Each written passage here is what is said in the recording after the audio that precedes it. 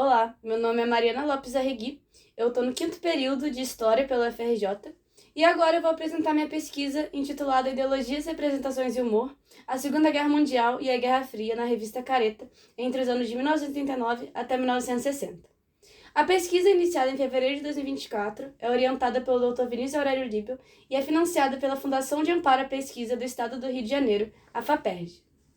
O principal objetivo da pesquisa consiste em mapear e analisar 1.055 charges que foram veiculadas nas capas da revista Careta entre os anos de 1969 até 1960.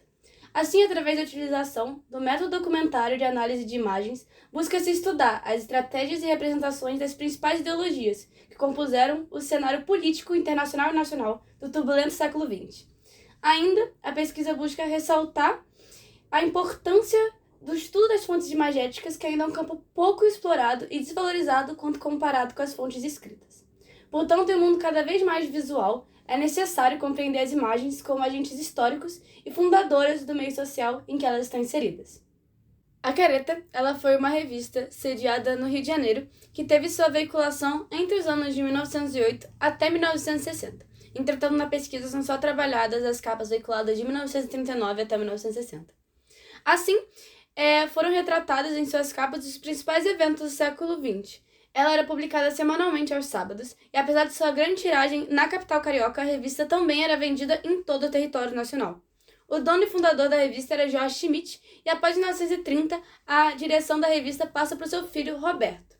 Ambos possuem um papel ativo dentro do seminário, sendo a família Schmidt a principal financiadora da revista. O principal atrativo da revista eram suas charges, sendo encontradas na capa e em seu interior, totalizando em média de 8 charges entre as 40 páginas veiculadas. O estilo leve e fluido que compôs a maioria das charges foi produzida pelo chargista J. Carlos, que contribuiu para a profissionalização dos caricaturistas no Brasil inteiro. Dessa maneira, a revista utilizava o humor como ferramenta para discutir o político e a sociedade carioca. O próprio título da revista, ele representa fundamentalmente uma postura humorística e crítica perante aos assuntos representados em suas páginas. Durante os mais de 50 anos de sua veiculação, a revista retratou diversos eventos da política nacional e internacional. Além disso, a revista ela manteve sua veiculação durante a ditadura do Estado Novo. E apesar de seu humor crítico, o seminário ele utilizou de diversas estratégias discursivas e imagéticas para manter a sua essência e burlar a censura do Departamento de Imprensa e Propaganda, o DIP, de Getúlio Vargas. Sendo uma dessas principais estratégias a utilização de representações dos conflitos internacionais para debater o cenário político nacional. A pesquisa, ela utiliza-se principalmente de fontes primárias em seu corpus documental, são as charges disponíveis online pela Hemeroteca Digital da Biblioteca Nacional e estão disponíveis na própria biblioteca. Além disso, a bibliografia secundária utilizada engloba os textos sobre o método documentário, sobre a história política, sobre a história cultural da imprensa e também sobre a própria revista Careta. A metodologia utilizada é o método documentário de análise de imagens estipulado por Ralph Bozack, pesquisador da Universidade Livre de Berlim, e aplicada no estudo de charges por Vinícius Líbio. A metodologia ela visa a análise da imagem como um sistema que possui uma dinâmica interna e, portanto, deve ser analisado internamente, mas também inserida em um contexto histórico. Portanto, a imagem deve ser analisada não só como um reflexo da realidade em que ela está inserida, mas também como produtora dos símbolos e do imaginário dessa realidade.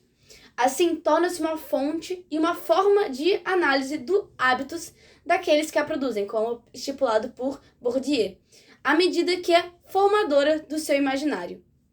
A metodologia ela visa a utilização do método documentário estabelecido por Karl Merham, além do método iconológico do historiador da arte Erwin Panofsky e o método icônico do historiador da arte Max Imdahl. Bozack ele visa estabelecer um método reconstrutivo, que desmonta a fonte antes de a reconstruir, através de uma mudança na pergunta que guia a análise, transformando o que é a fonte para como ela se constitui.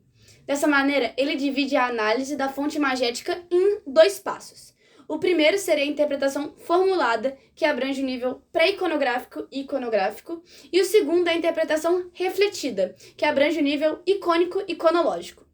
A análise pré-iconográfica visa a descrição dos objetos e do ambiente que compõem a imagem de maneira direta. A análise iconográfica visa a interpretação dos gestos e das ações, pensando em seu sentido de acordo com o senso comum. Já a análise icônico-cronológica visa entender a imagem em seu contexto inserida em seu meio. Então, a iconologia visa interpretar essa imagem inserida dentro do seu contexto histórico e dentro do seu meio específico. E a parte icônica da metodologia de Max Imdahl observa as técnicas que compõem a imagem, como o papel das cores, das linhas e iluminação dentro dessa análise. Para exemplificar melhor a metodologia, eu vou utilizar um exemplo de imagem. Essa é uma charge veiculada na capa da revista Careta, como vocês podem ver, no dia 21 de janeiro de 1939, com o título Vai Arrebentar. Primeiramente, pensando na análise pré-iconográfica dessa imagem, a gente vai primeiro listar os elementos que a compõem. Dessa maneira, Mussolini e Hitler aparecem de costas e parecem analisar essa grande bola vermelha, onde está escrito Império. Além disso, é possível observar John Bull, uma personificação da Grã-Bretanha, protegendo Marianne, uma personificação da República Francesa, que pode ser identificada pelo seu barrete frígio. Ainda, a gente pode pensar na análise iconográfica da imagem. A análise iconográfica, a gente observa aqui. O corpo de John Bull nessa imagem está à frente de Marianne, quase como se a protegesse. Além disso, ambos parecem se esconder na parede, como se estivessem encurralados ou buscando sair de fininho da situação. Mussolini e Hitler eles parecem analisar o Império, quase que desconsiderando a presença de Marianne e John Bull na imagem.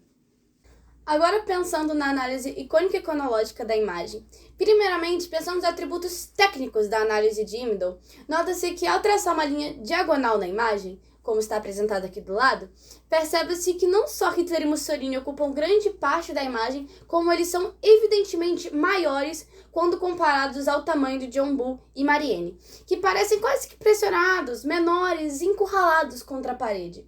Além disso, traçando um triângulo centralizado no meio da imagem, observa-se a centralidade de Hitler e Mussolini dentro da imagem.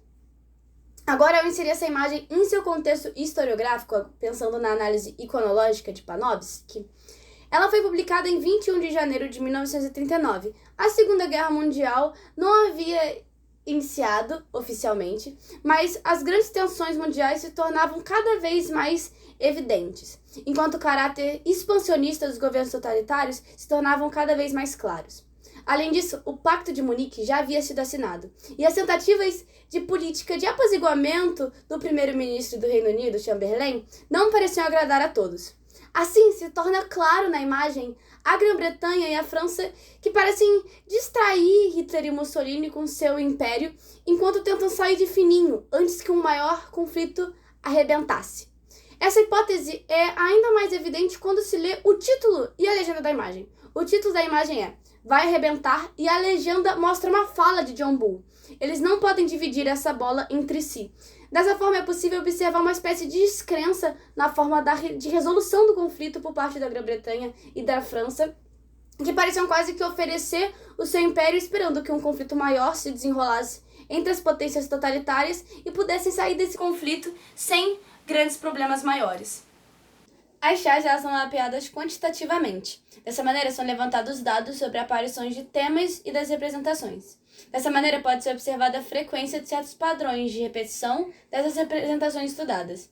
Além disso, é levantada uma análise qualitativa das imagens, que visa a compreensão dos signos representados e de suas estratégias, sendo uma análise da dinâmica interna da imagem e também de sua historicidade.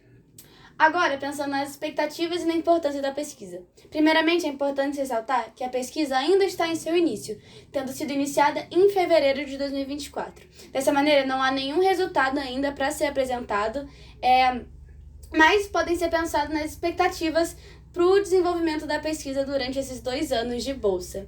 Primeiramente, é essencial a gente entender a charge como um produto cultural do político, mas para além disso, como um agente histórico que forma o imaginário para além de representá-lo. A pesquisa, portanto, ela é importante para valorizar o estudo das imagens, que ainda é desvalorizado quando comparada ao estudo das fontes escritas. Assim, um mundo cada vez mais visual, a imagem ela é uma testemunha e um manifesto das correntes ideológicas. E com o progresso da tecnologia e da pluralidade de formas de mídias, é essencial a gente estipular formas e métodos de estudar essas imagens. A gente pode perceber atualmente no discurso da inteligência artificial e nas formas de charge por essa inteligência artificial e até das fake news. Assim, através do método documentário de análise da imagem, a pesquisa ela visa ressaltar a importância desse campo de estudo e entender a importância das charges como um palco de manifestação política e formadora desse espaço em que ela se insere. Por fim, os agradecimentos. Primeiramente, eu agradeço a minha família, que sempre foi minha fonte de inspiração, aos meus amigos, que sempre me apoiaram, ao professor Vinícius Líbia pela orientação, pela disponibilidade e pela confiança, e também à FAPERJ pelo incentivo à pesquisa, e pela FRJ por ser um berço de conhecimento e de aprendizado, e também a AMPU por esse espaço de debate, de diálogo, e por essa oportunidade de apresentar a minha pesquisa. E é isso, obrigado pela sua atenção e um bom ano!